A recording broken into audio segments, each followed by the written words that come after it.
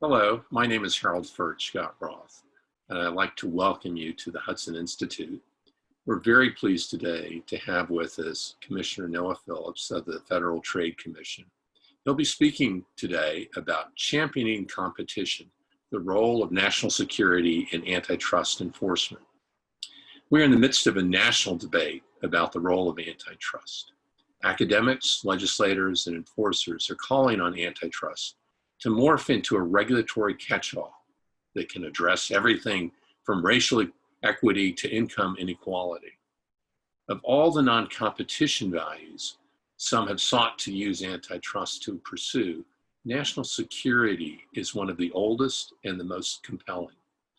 Commissioner Phillips will address this history, how national security ought to fit into antitrust today, and what that means for the national debate about antitrust generally. So with that, Commissioner Phillips, welcome to the Hudson Institute. Thank you, Harold, for having me and for that kind introduction. And thanks, of course, to the Hudson Institute for hosting me today. I'm speaking for myself and not for my fellow commissioners. It's an honor to be here at the Hudson Institute to discuss national security. Going back nearly to the beginning of the Cold War, Hudson has hosted some of the most influential and thought-provoking actors and thinkers about global strategy and national security. And that, of course, raises an important question. What am I doing here? My job as a federal trade commissioner is enforcing antitrust and consumer protection law. And today, I'm here to speak about the former. Antitrust and national security have a stronger connection than you might think. For over a century, from defense to telecommunications, in mergers and conduct cases and investigations, folks have raised national security concerns, both in opposition to and in support of antitrust enforcement. Today, I want to talk a little bit about that history, how it relates to the broader national debate about the role of antitrust, and what it instructs for enforcement today.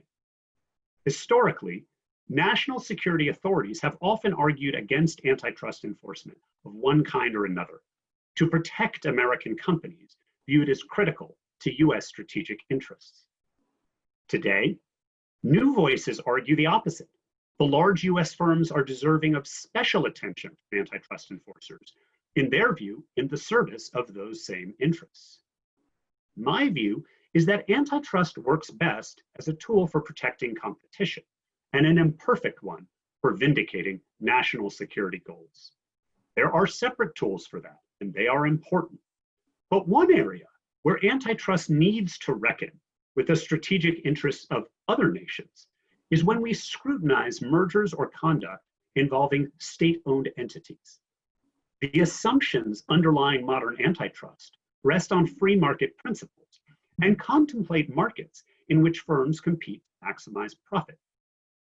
But state-owned entities may pursue other goals, and that is particularly important to recognize as the US government focuses increasingly on the impact of foreign investment in domestic technology. Where other countries are, in effect, distorting markets, antitrust enforcement needs to take that into account. The historical interplay between antitrust and national security goes back more than a century. During World War I, for example, the United States charged German agents with violating Section 1 of the Sherman Act for plotting labor disruptions and planning to bomb factories and transportation facilities under the theory that their actions, quote, restrained, end quote, foreign trade.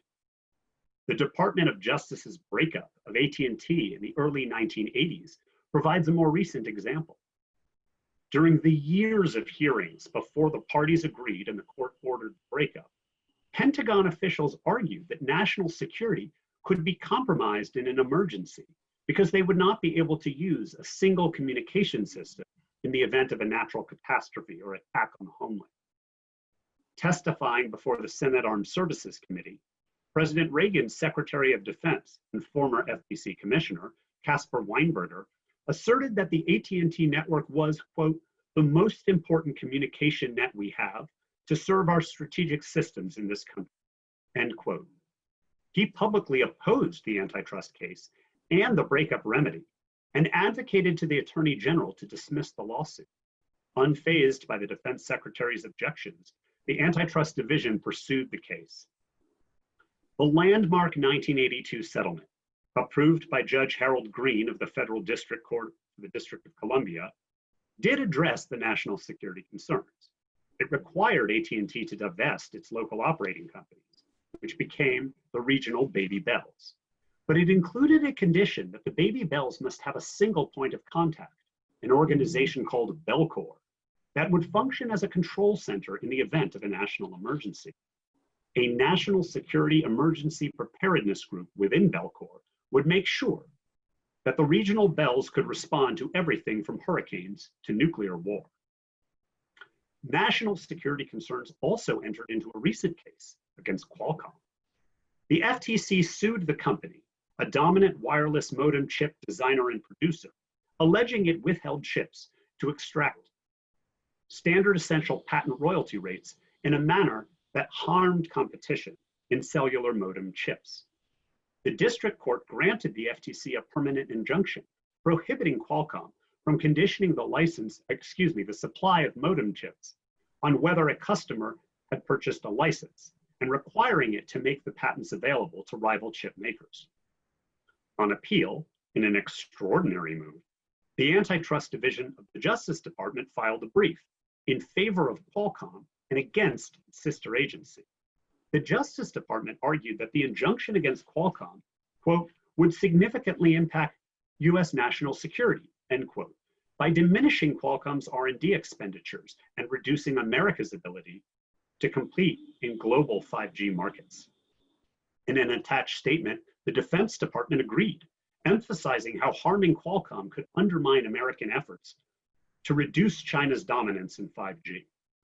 The FTC answered that these national security arguments were incognizable under modern economic-focused antitrust law, while also disputing the assertion that the injunction would harm innovation and therefore national security. The Ninth Circuit considered the national security arguments in granting a preliminary stay pending appeal, citing the concerns along with legal questions.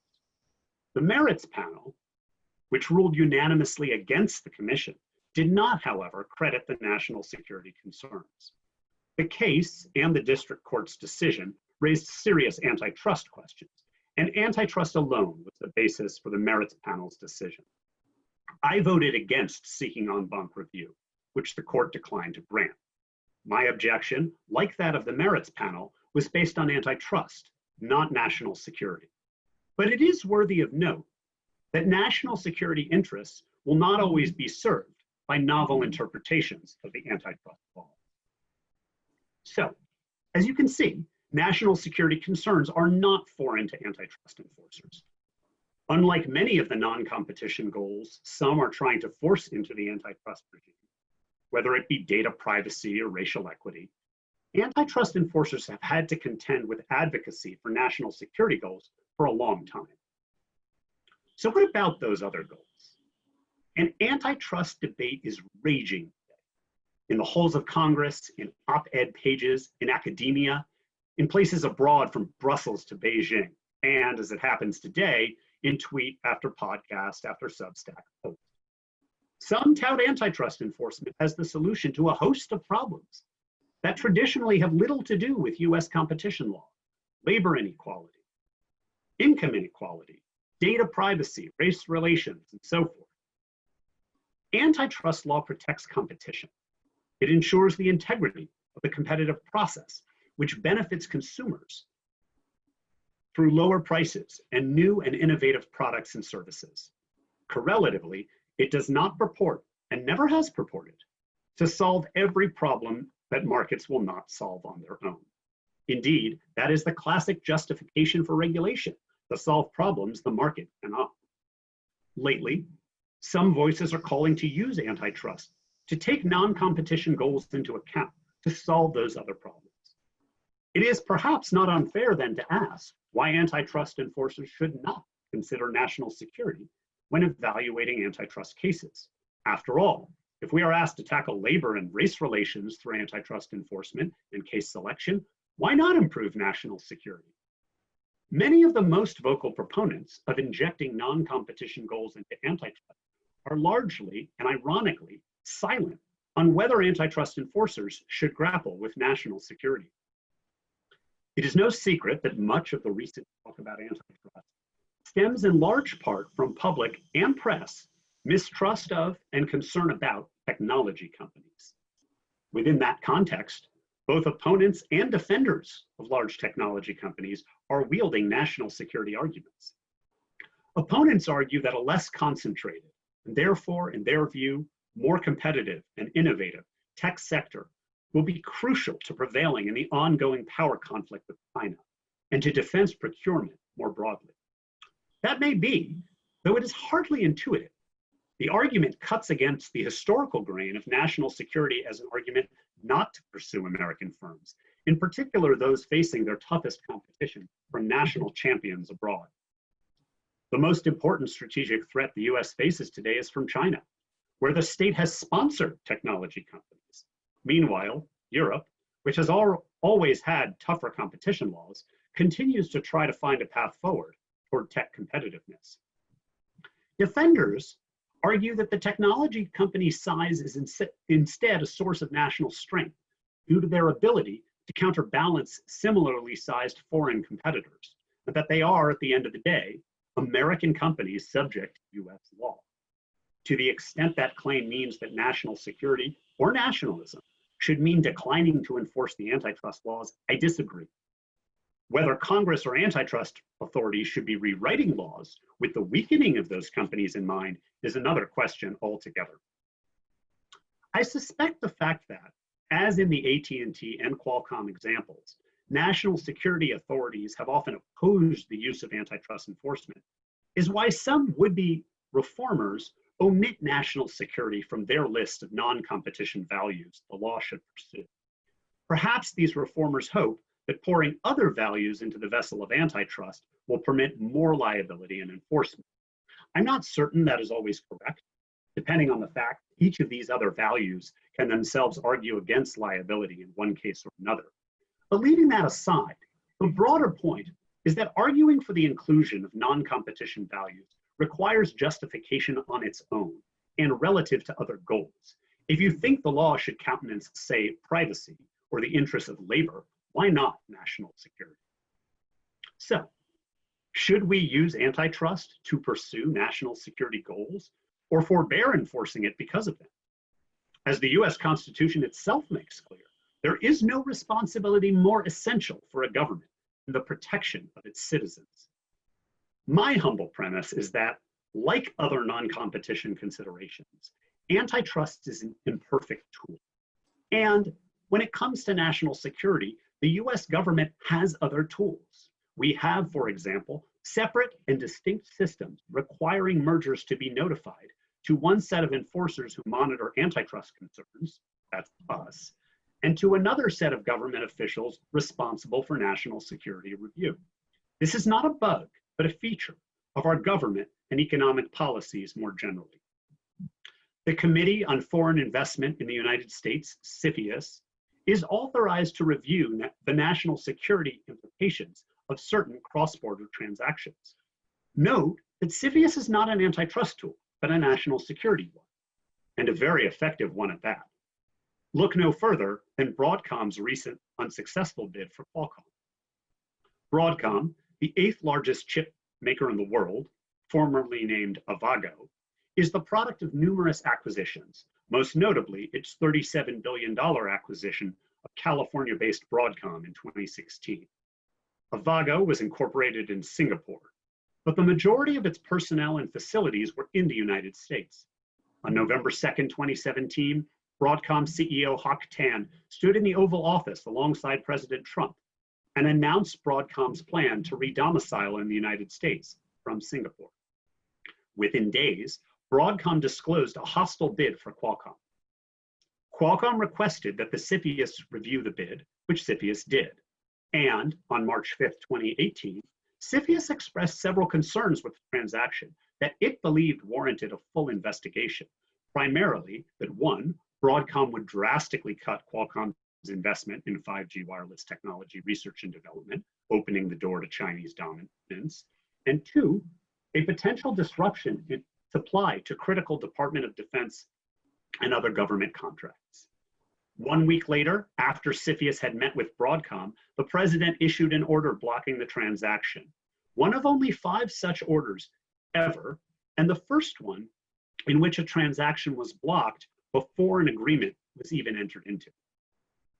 Even the threat of a CFIUS action can scuttle a deal that is problematic for national security, as it did in 2005, when China National Offshore Oil Company, CNOOC, proposed to acquire Unocal, or in 2006, when Dubai Ports World considered purchasing the right to operate 6 major US ports, including terminals in the New York, New Jersey area, Philadelphia, and New Orleans.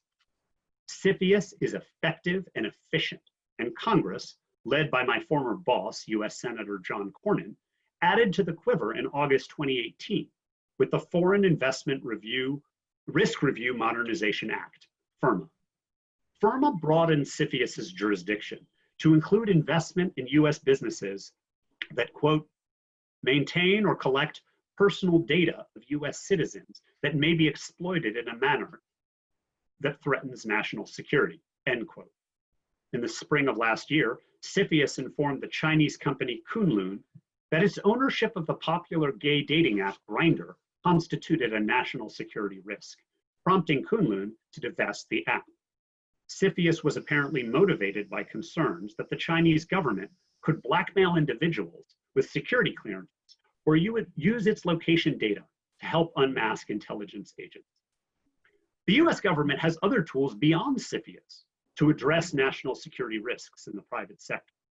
On August 6, 2020, President Trump signed an executive order banning China's TikTok and WeChat services from mobile app stores in the US. The order relied upon the International Emergency Economic Powers Act, IEPA, and the National Emergencies Act. And earlier this year, we all saw the Defense Production Act being put into use on multiple occasions in response to the COVID-19 pandemic. The DPA can be used under certain circumstances to allow otherwise illegal coordination by companies in the service of national defense. Critically, the DPA also provides for oversight of agreements among companies by antitrust agencies, an important input to ensure that national security needs account for competition. The US government is equipped with tools to monitor and, if need be, take action with respect to national security goals as they arise in the private sector. I am glad it has these tools to provide for the national defense. I am also glad that the national security experts are in charge of the processes and that they are politically accountable for their decisions. Charging antitrust authorities with vindicating national security goals would undermine both. While national security authorities have the means to deal with the national security implications, while national security authorities have the means to deal with the national security implications of mergers, antitrust authorities must still grapple with the competitive implications of transactions in markets of interest to national security. Consistent with the existing framework, mergers of companies that supply, say, the Defense Department, take into account the government and the taxpayer in its capacity as a consumer. In 1994, prompted by a wave of defense mergers, the Defense Department's Science Board released a report that examined the department's role in defense merger reviews. The report noted the argument by some commentators that the department's role as a monopsonist, that is, the only buyer, with an interest in keeping prices low, rendered antitrust oversight redundant. The Defense Department had buyer power, and so even a monopolized seller would be equally matched.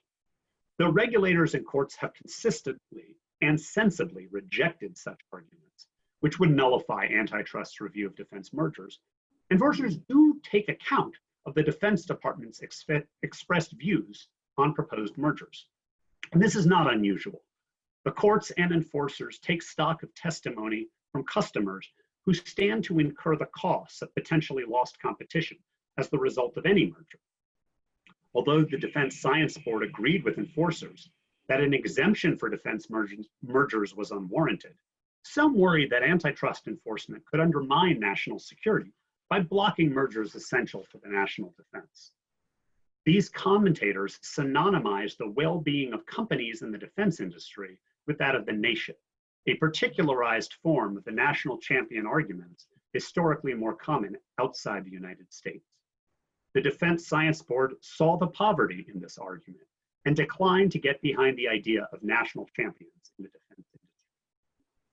The Defense Science Board also recognized that, quote, most claims that a merger or joint venture is important to national security are recognized as efficiencies, i.e., the combined firms can produce a better product at a lower price, maintain long-term R&D capacity, or put together complementary resources or staff that will produce a superior product, end quote.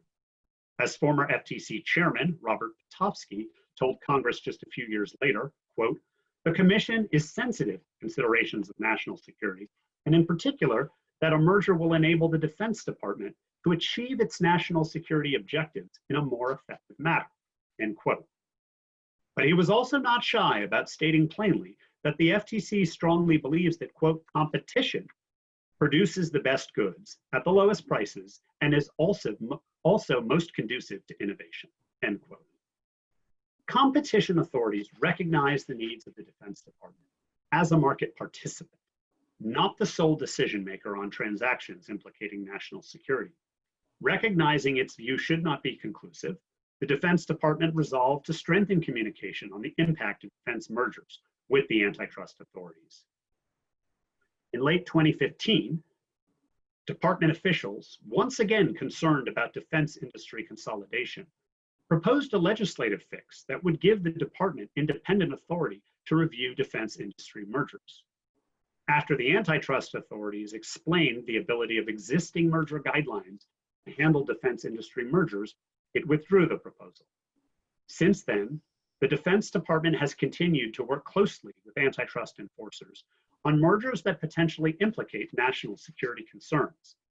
The antitrust agencies proudly consider such cooperation the hallmark of the agency's defense industry reviews. Over time, then, the US has pursued national security goals using national security tools, and antitrust has protected the government as a market actor.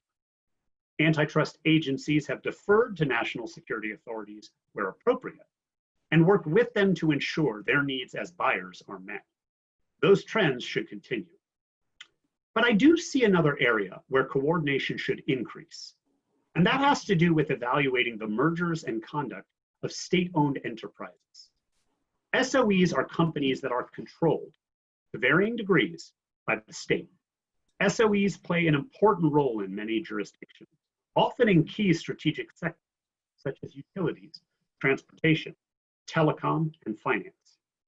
Like privately owned firms, SOEs can have the incentives and abilities to engage in anti-competitive conduct, but they can also be deployed by nations that own them to achieve ends that are not dictated by the normal incentives that companies face. That is, they may not be profit maximizing. Indeed, a defining characteristic of SOEs is that they have a broader set of objectives other than profit maximization, such as public policy goals.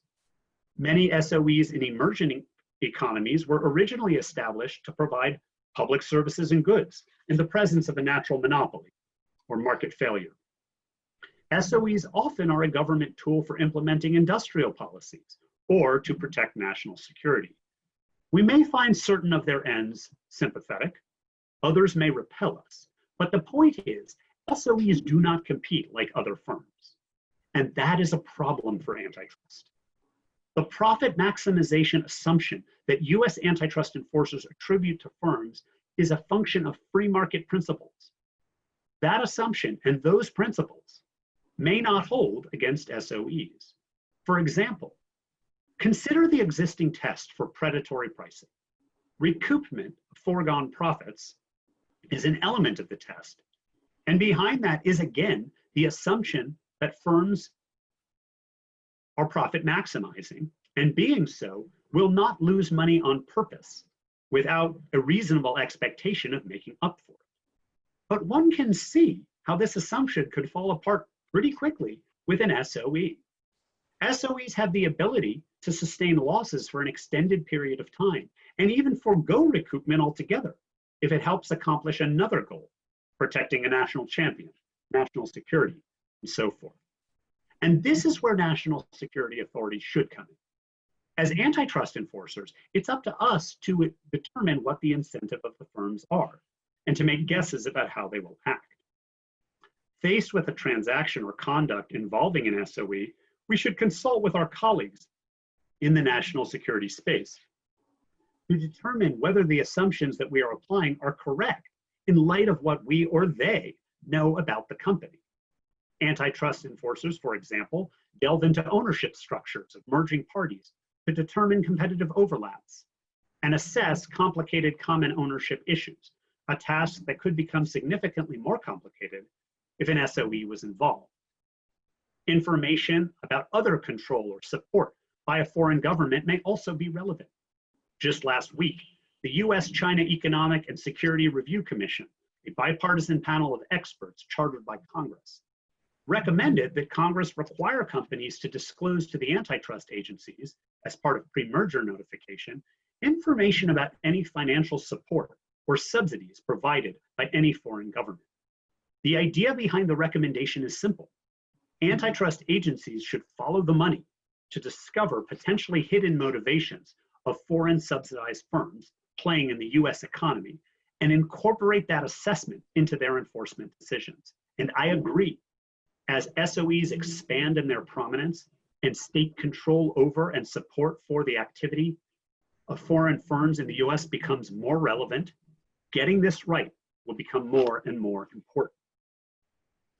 In America, SOEs play less of a role. Industrial planning has played less of a role. More on that in a moment. And in the main, the American capitalist economic model is a success.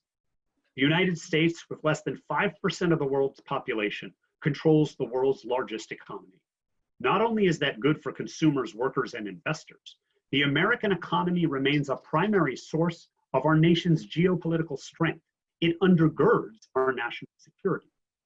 Competition is central to that economic model. That makes protecting the competitive processes that have fostered the American economy, industries, ingenuity, and innovation, that makes antitrust good for national security. We need to enforce the antitrust laws, even against companies with friends in high places, as we have seen over time in the context of national security. By the same token, however, we should recognize that adapting the law to bar competition, entry, and growth by companies that are not in the good graces of the powerful for reasons unrelated to the law is not good, either for competition or national security. We should keep antitrust focused on competition, not on national security, but also not on the myriad other goals that would-be reformers would have us pursue under the guise of antitrust. The systematic weakening of American corporations sought by some, a misguided Harrison Bergeron view of competition, takes the language of competition to justify a dramatic expansion of state control of private enterprise. There is a renewed and robust debate today on the political right and left about the role of industrial planning. I am generally a skeptic of the capability of government to get such things right and a believer in market forces. But as with national security, if we are to head increasingly in this direction, it is important to be honest and transparent and to have political accountability. As with the Defense Production Act, it may very well be warranted to have antitrust authorities involved to protect competition. But our primary job should be to do that, not to use antitrust law to do the planning itself. As antitrust enforcers, we should not work to protect national champions from competition, foreign or domestic. Other nations do that. But in ours, an open and free market is the centerpiece of our national economy. Nor should we pretend that competition law gives us license to champion every popular cause, no matter how important. Our work should be championing competition. Thank you for the opportunity to speak with you today and participate in the program. I look forward, Harold, to your questions. Commissioner, thank you for that wonderful presentation. I've learned a lot, and I'm sure our audience has as well. I have a few questions. One, could you tell us a bit about any sort of coordination or dialogue between the Federal Trade Commission and the Department of Defense to address some of the issues that you've raised today? Well, on the one hand, as I mentioned in the speech, after many, many decades of thinking and public reports and back and forth in Congress and elsewhere, there is discussion that goes on when we're dealing with conduct like mergers that implicates national security. So you can see some of this in the statement we put out on a merger not so long ago involving Northrop Grumman and Orbital. By the same token, one of the things I'm calling for is that as other nations get more involved through state-owned or state-controlled entities in matters that implicate US national security, it's incumbent upon the national security authorities and us to increase that level of communication so that we make sure that we as antitrust authorities are doing that job right. One of the issues that has come up in antitrust enforcement over the past few decades has been the increased globalization of markets and the questions of extraterritoriality, of applying American laws in a global marketplace and how you do that. And at the same time, antitrust authorities have developed in practically every country around the world, and they, in their turn, try to apply their laws in a global marketplace. And it seems like national security kind of fits right into some of these questions of extraterritoriality. Can you tell us a bit about your views about extraterritoriality of American antitrust laws and how this is developing? Sure. So generally, of course, we're concerned with mergers, conduct, et cetera, that have effects here in the United States. But especially as the economy is more globalized and the role of multinational corporations means that M&A is a cross-border experience, right? They need clearance from lots of different countries. I think it's important to do what I'm proposing to do in the US, which is fundamentally where we've been already. And that is let the antitrust authorities protect competition in the marketplace and leave it to other authorities to do other things. Sometimes what you see in foreign nations is under the guise of antitrust, either industrial planning or maybe even protecting national security in a way that isn't apparent. I think that's problematic. I think it removes political accountability. I think it invites corrupting all of the processes together. I think the way we do it in the US, which is you can look at the same thing like a merger from a national security perspective or from an antitrust perspective, or both, makes a lot more sense and makes sure we're talking about the same things at the same time. It also gives companies, right, the private sector, the ability to have a little bit more understanding of what's going to happen based on what they do, a little bit of clarity in terms of regulation with respect to corporate endeavor.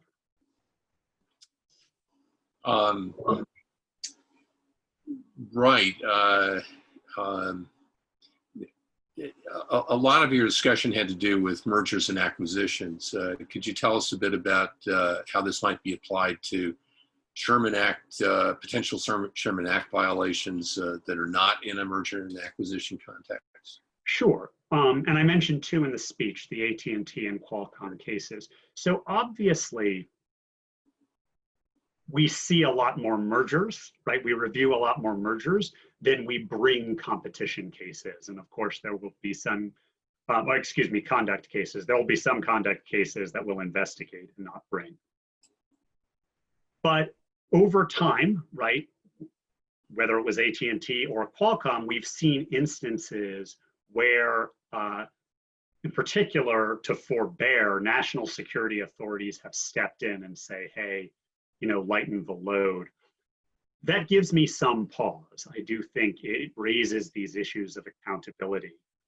I think if you're going to have that power, it ought to be clearly identified and how it works ought to be obvious. And I guess in the sense of Secretary Weinberg's testimony or the Justice Department's appearance on appeal in the Qualcomm case, there was some visibility, but it doesn't seem like the best way to run these things.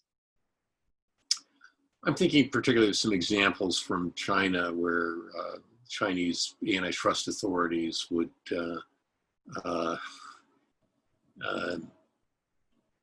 tell an international company such as a Qualcomm or GSK to do something, not in a merger context at all, but really in a very harsh and anti-competitive way in a global marketplace, presumably to favor domestic companies. Is there an antitrust solution for these type of anti-competitive conducts by foreign governments? Well, the liability of governments and whether we address that in U.S. courts through trade agreements like the WTO, through diplomacy, which has been sort of the historic norm, or otherwise, leaving that issue aside, the liability of the governments, how we deal with that. I think one of the things that we viewed as problematic when it comes to content matters involving patents or mergers involving orange juice is foreign governments under the guise of antitrust pursuing other goals, like national security or industrial planning. We want their competition law to be coherent. We want their competition law to be fair. We want, as much as possible, the rule of law to govern their competition law. But if we want those things, and we should want those things, one place to make sure we abide by these principles is here at home. And that's why when we're doing competition law, pursuing all of these other ends, we have to understand not only does that do violence to the law here in the United States, it sets a terrible example that foreign governments will willingly follow. And I don't think that's the right path forward. So I think dealing with these other countries through diplomacy and other means, perhaps the exercise of economic power otherwise, but also setting a good example, demonstrating the principles that we believe and living by them is critical. How would you say CFIUS is working in terms of addressing national security issues? I mean, my perception, this is not a process in which we're involved, and I think that's right. My perception is that they are, I think I called them in the speech, effective and efficient. They work quickly. They are tracking important trends. And to be clear, it's not just the executive branch. FIRMA, that 2018 bill that really trained the focus on investment in data-intensive US companies, is an example of Congress recognizing what's going on in the world, strengthening the hand of the executive to act, and that's what they're doing, they're acting. Just anecdotally, I've noticed that at least there was a time when the FBI would have concerns about national security and locations of data storage and the like, and they would come to the FCC rather than down the hall to the Antitrust Division on some international mergers. So there are lots of ways of influencing national security in transactions both inside and outside of CFIUS by various government players. And it just struck me as odd that in some cases the FBI would find it easier just to go straight to the FCC rather than work through CFIUS, if you will. So that's a simple anecdote. As I look at the largest American corporations, the five largest are all in the high-tech world. It's Apple, Amazon, Google, Facebook, Microsoft, and they all operate in a global marketplace. These are not, their market is not the United States. It's implausible that the markets they operate in are the United States. They operate in global markets, and so do large portions of American companies are global players in some way, and they compete against other companies that are global players in the United States as well. I mean, to some extent, your talk is it's both accurate, but it's also chilling in the ways in which other governments use antitrust and other government policies for things that have nothing to do with competition. And this creates a very troubling situation we live in.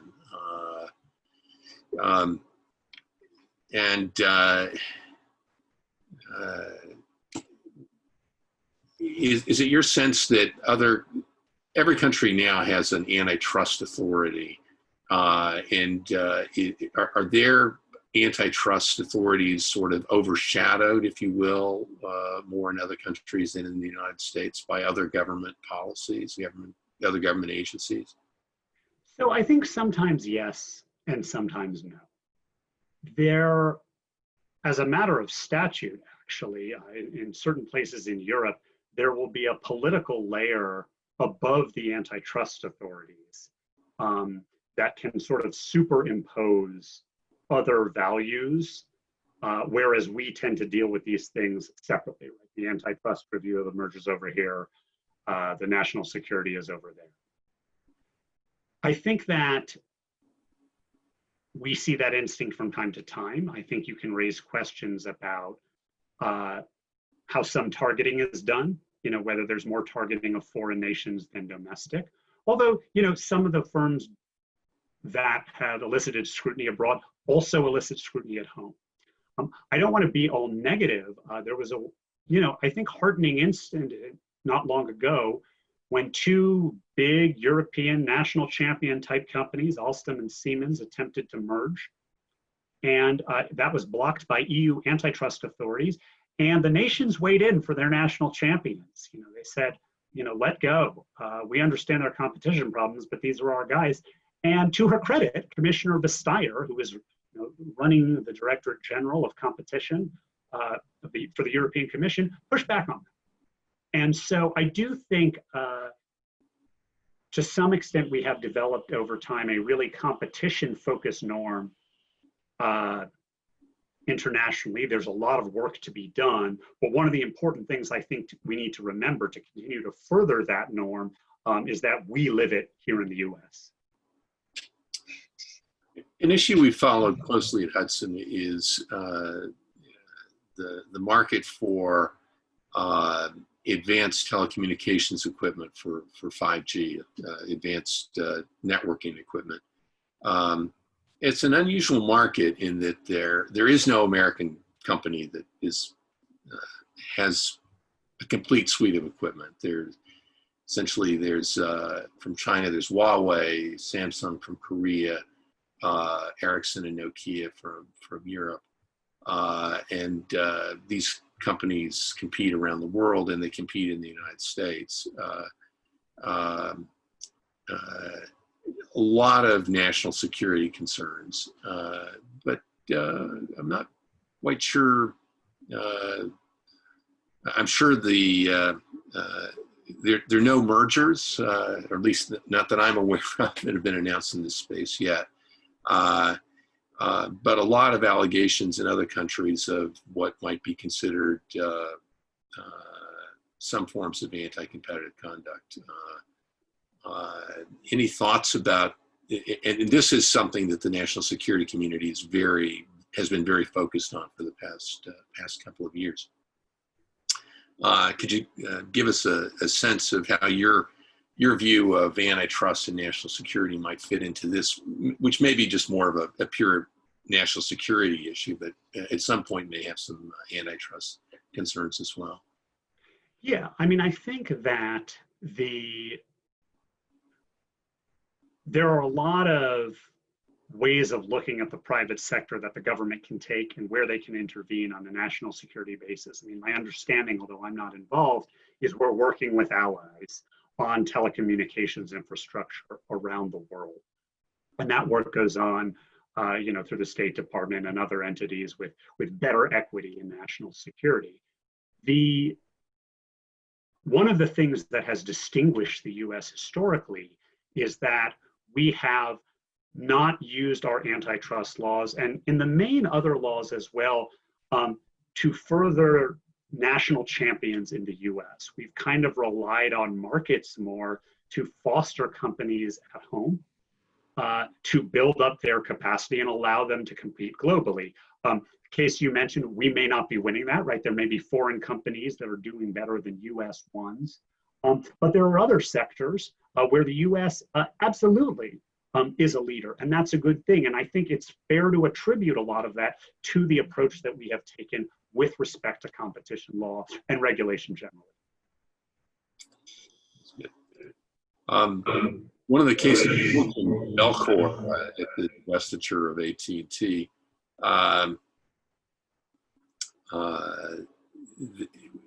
with the passage of the 1996 Act, which promoted competition in telecommunications services, really led to an end, if you will, of this kind of national security coordination on telecommunications infrastructure in the United States. I don't know if you've had any thoughts on that, about how that played out. Well, the only thing that struck me is that, and this is in large part to do with technological development that we've done, I think, in the main, a great job fostering. Think about how easy it is now to get word out about national emergencies. Yeah. Even emergencies that are absolute emergencies, but may not be on the scope of a nuclear attack. Amber alerts, right, arrive at our phones regularly. We don't have, we have a multinodal system, right, for communication. Communication goes over telecom rails. Now it goes over other rails too, including notably the internet. And that increased diversity as a result of increased competition has not undermined that particular national security need. In fact, arguably, it's strengthened the ability of authorities, whether they be at the federal level or at the state or even local level, to contact them. Right? So one thing we're watching in COVID is you'll get notifications from the state in which you live about new protocols, right? How you have to quarantine for X amount of time. I'm not sure that that was something that was possible through Belcor. And that's a good thing, right? The increased ability to spread information has its costs, to be sure, but it also has a lot of benefits, and I think that's important. I completely agree. I think telecommunications networks were fewer and less robust 25 years ago than they are today. There's no question about